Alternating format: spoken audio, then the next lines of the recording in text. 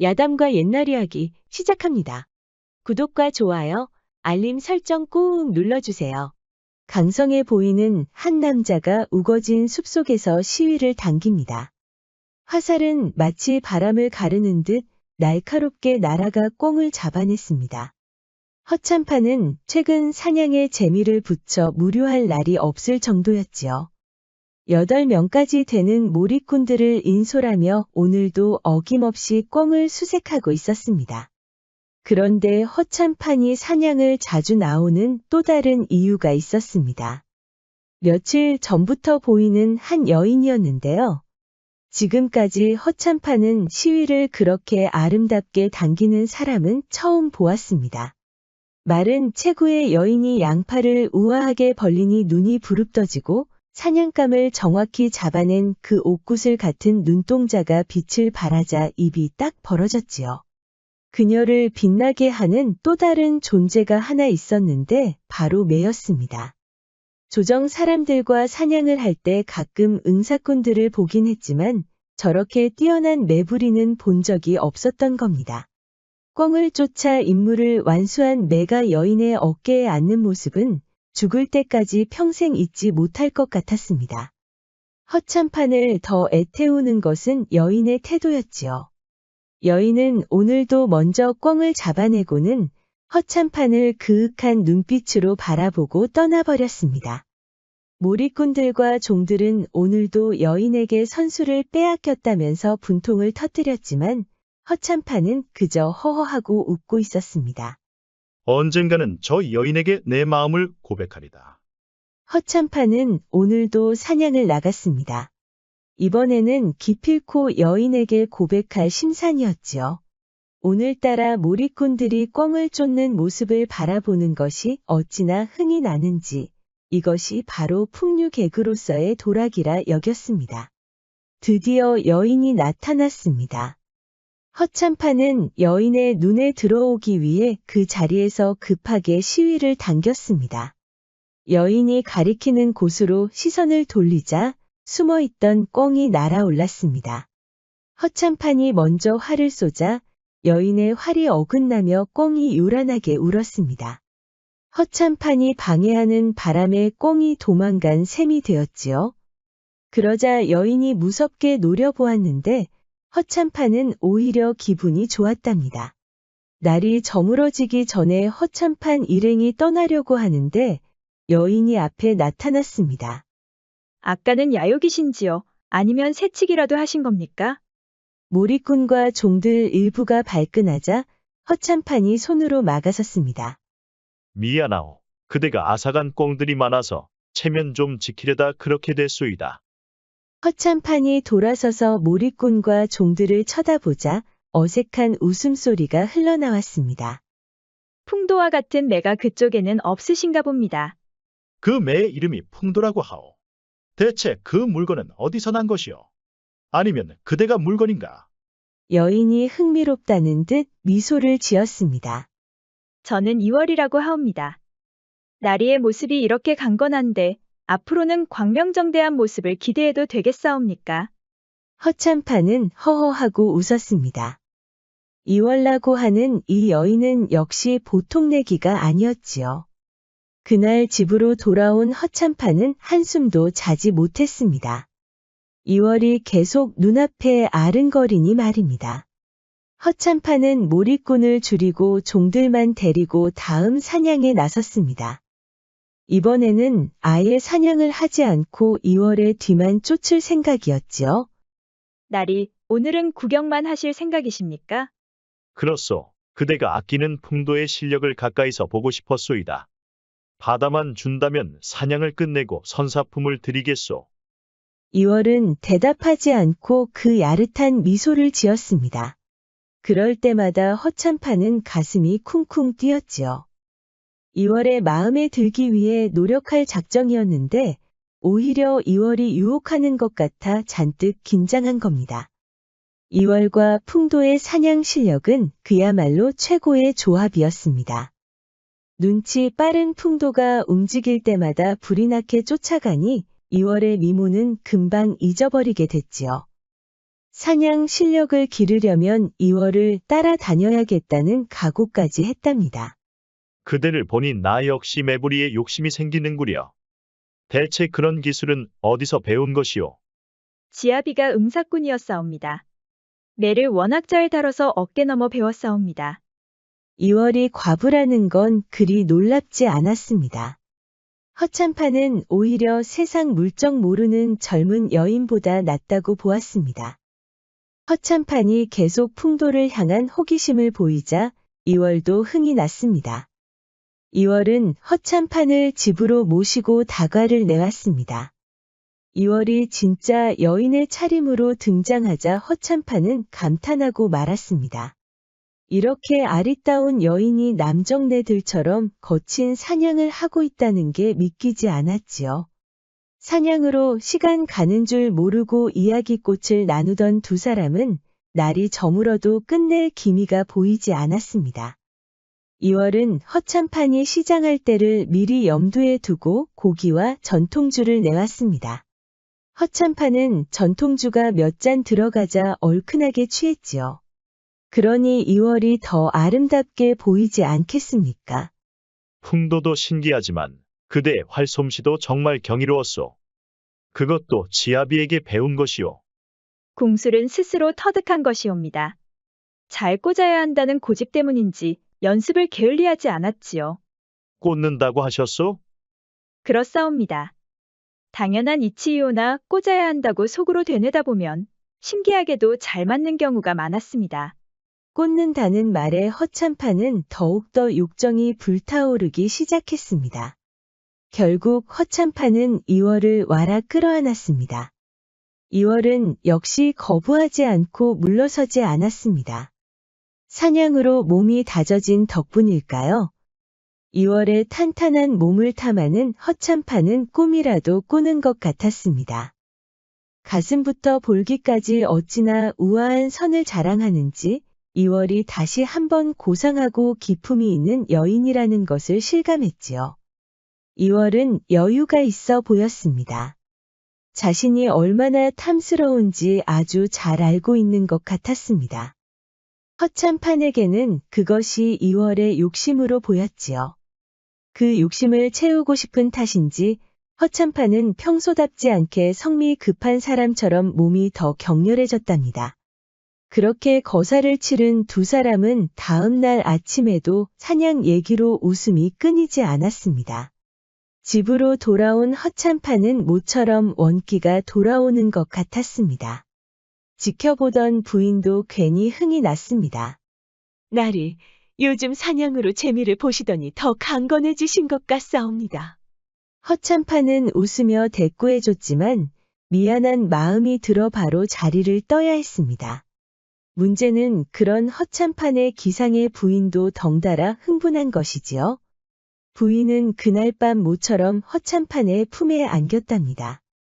잠자리를 포기한 지 이미 한참 됐으니 허참판은 다소 놀랄 수밖에 없었지요. 부인도 그동안 많이 외로웠던 겁니다. 허참판은 미안한 마음에 부인을 즐겁게 해주고 싶었습니다. 두 사람이 잠자리를 포기한 특별한 이유는 없었습니다. 어느 날부터 허참판의 물건이 커지지도 않고 식어버리니 부인도 언제부턴가 그냥 받아들이고 살아가고 있었습니다. 허참판은 무리하지 않고 부인을 즐겁게 해주고 싶었지만 원기가 돌아온 덕분인지 몸을 아주 격렬히 움직였습니다. 부인의 곡소리가 바깥까지 울려 퍼지니 지나가는 강아지들도 놀라서 도망칠 정도였습니다. 부인은 다음 날 저녁에 평소에 내오지 않았던 한약까지 다렸습니다. 나리, 사냥이라는 게 참 대단한가 봅니다. 지난밤에는 정말 놀랐사옵니다. 비결이라도 있사옵니까? 허참판은 비결을 물으니 당황할 수밖에 없었지요. 그런데 뭔가가 떠올랐는지 시익 하고 웃더니 이렇게 말하는 겁니다. 꽂아야 한다고 계속 되뇌었구려. 꽂아야 한다고 말입니까? 부인은 고개를 갸웃하더니 망측하다면서 얼굴을 붉혔지요. 허참판은 허허하고 웃고는 다시 사냥하러 나갈 채비를 하고 있었습니다. 다시 이월과 만난 허참판은 이제 풍도라는 매를 다루고 싶다고 말했습니다. 이월과 더욱 가까워지니 그 풍도라는 매도 친근하게 다가온 것이지요. 이월도 머뭇거리지 않고 풍도를 허참판에게 보여주었습니다. 풍도도 이해했는지 허참판을 박하게 대하지 않았답니다. 그렇게 며칠 동안 사냥을 즐기니 풍도도 허참판과의 동행이 익숙해졌습니다.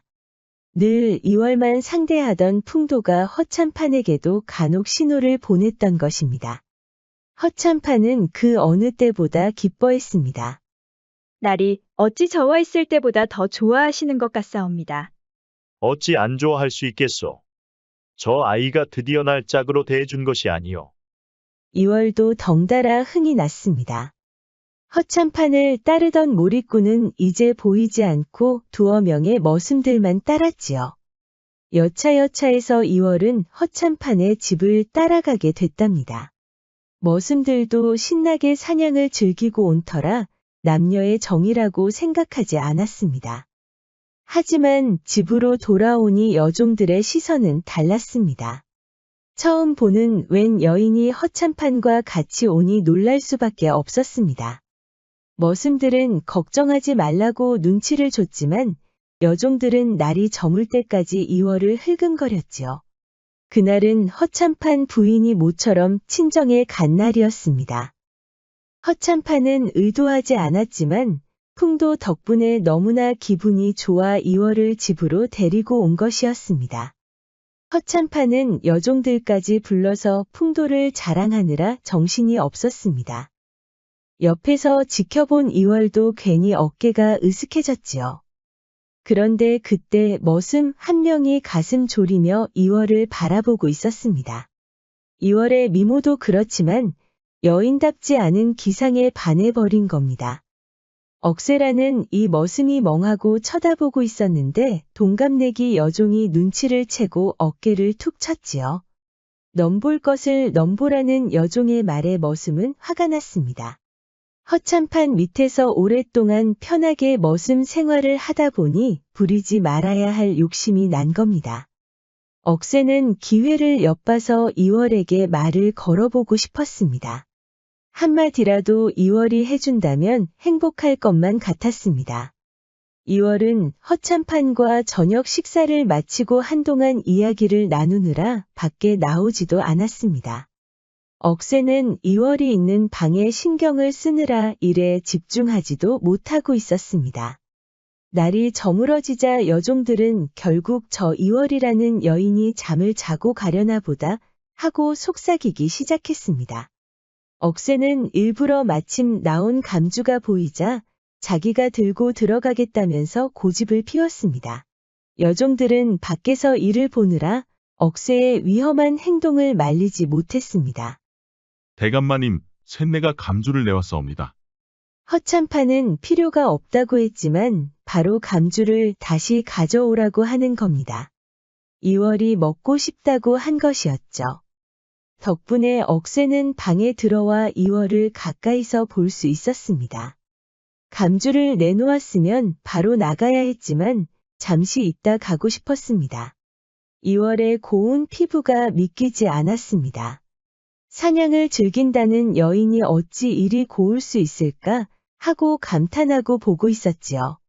이 녀석아, 감주를 내왔으면 어서 나가보거라. 뭘 그리 멍하고 앉아있느냐. 그때 이월이 한번 쳐다보는 게 아닙니까? 억세는 쿵쿵 뛰는 가슴을 안고 나갔습니다. 눈이 마주친 것만으로도 억세는 행복했습니다. 시간이 흘러 이월과 허참판이 있는 방의 등불이 꺼졌습니다. 잠을 이루지 못하고 지켜보던 억세는 한숨을 쉬고는 정자 앞에 나가 바람을 쐬고 있었습니다. 그런데 이게 웬일입니까? 발자국 소리에 놀라 뒤를 돌아보니 이월이 서 있는 게 아닙니까? 억세는 이게 꿈인가 생시인가 하고 눈을 깜빡거리고 있었습니다. 니놈은 아까 감주를 내온 자가 아닌가. 억세는 고개를 푹 숙였습니다. 그렇사옵니다. 마님, 바람이 차온데 어찌 나오셨사옵니까? 대감마님과 함께 계셨던 게 아니었사옵니까? 이월이 피식하고 웃는 게 영 이상했습니다. 아까는 왜 그랬느냐? 무엇을 말씀이시옵니까? 나리께 여쭈어 보니 감주는 시키지도 않았다고 하더구나. 그렇다면 이놈이 일부러 가지고 들어온 게 아닌가. 뜨끔한 억새는 얼굴이 홍당무처럼 빨개졌지요. 날 보러 왔느냐? 갑작스러운 질문에 억새는 말문이 막혔습니다. 숨 넘어갈 정도로 당황하자 기침이 계속 나왔지요. 이월은 귀엽다는 듯 웃더니 억새의 나이와 고향 등을 물었습니다. 억새는 긴장감 속에서 겨우 대답했지요. 이후에도 허참판은 부인이 집에 없을 때면 이월과 함께 찾아왔습니다. 그럴 때마다 여종들은 또 서로 속삭였고 억새는 반가워서 신이 났습니다. 이월 역시 언제부턴가 억새를 의식하고 조금씩 웃기 시작하는 겁니다. 억새는 참을 수가 없었습니다. 허참판 밑에서 평생 소처럼 일한 탓에 욕정을 채울 기회도 없었지요. 이월이 나오길 기다리던 억새는 정자 앞에서 고백하려고 서성이고 있었습니다. 이월이 나오자 억새는 확신했습니다. 그녀 역시 자신의 마음을 알고 계속 허참판의 집을 찾는다고 믿었지요. 억새는 어린아이처럼 고백했는데 이월은 고개를 돌리고 웃음을 참는 것 같았습니다. 이제 몸으로 표현해야 할 것 같았던 억새는 이월의 손목을 잡았지요. 이월의 눈꼬리가 살짝 위로 올라가자 억새는 가슴이 철렁했습니다. 거절당할 것 같아서 울컥했지요. 나리께서 아시면 넌 죽은 목숨일 텐데 괜찮겠느냐? 억새도 죽을 각오로 여기까지 온 것이었습니다. 어차피 마님 몰래 벌어진 일이오니 피차 죽은 목숨 아니겠습니까? 그 말을 들은 이월은 미묘하게 마음이 움직이고 있었지요. 억새는 멀리서 봐도 어깨가 벌어지고 듬직해 보여서 호감이 가는 남자였습니다. 그럼 어디 그 기계 한번 보여줘 보거라. 억새는 그 자리에서 이월을 와락 안았습니다. 풍만한 언덕이 억새의 가슴을 마구 때리는 것 같았지요. 이월도 마다하지 않고 바로 정자 안으로 움직였습니다. 두 사람이 요란하게 뒤엉켰지만 유독 풀벌레 울음소리가 커서 허참판의 집까지 들리지 않았답니다. 억새는 허참판과 다르게 과격했지만 이월은 마음에 들었습니다. 바로 이런 것을 원한 것이었죠. 이월은 답이라도 하는 것처럼 양다리를 과감하게 벌렸고 그녀가 늘 되뇌는 것처럼 잘 꽂았지요. 이월은 억새의 물건이 참 대단하다고 느끼면서도 화살은 역시 잘 꽂아야 한다며 굳게 믿고 있었답니다. 물건을 맛본 이월은 야릇한 미소를 지으며 억새의 욕정을 더욱더 부추겼습니다. 그렇게 정자 안에서 거사를 끝내자 두 사람은 빠르게 제자리로 돌아갔습니다. 허참판이나 다른 종들이 깨어나서 들킬 수도 있으니까요. 며칠이 지나고 허참판이 다시 사냥을 나갈 채비를 하고 있었습니다. 그때 부인이 조심스럽게 다가와 이렇게 말하는 겁니다. 나리, 오늘은 누구와 사냥을 하시는 겝니까? 갑자기 누구와 사냥을 하냐고 물으니 허참판은 당황했습니다. 누구긴 누구요? 소일거리로 나온 몰입꾼들과 종들이지요. 그러자 부인이 무섭게 노려보는 게 아닙니까? 제가 바보로 보이시옵니까? 친정집에 갔다고 해서 정녕 제가 모를 줄 아셨습니까? 부인, 그게 아니라 내 말을 좀 들어보시오. 그만두시지요. 그 이월이라는 여인은 저도 수소문해서 이제 잘 알고 있사옵니다. 첩으로 받아들일 마음은 주어도 없으니 그런 줄 아시옵소서. 허참판은 이미 흥을 잃어서 사냥의 재미를 붙일 수가 없었습니다. 이월도 허참판이 오늘따라 집중을 못하는 것 같아 이상했지요. 평소에 잘 잡던 꽁을 계속 놓치니 이월이 따질 수밖에 없었습니다. 나리 병환이라도 있으신지요? 오늘따라 몸이 무거워 보이십니다. 아니요, 좀 더 힘을 낼 터이니 신경 쓰지 마시오.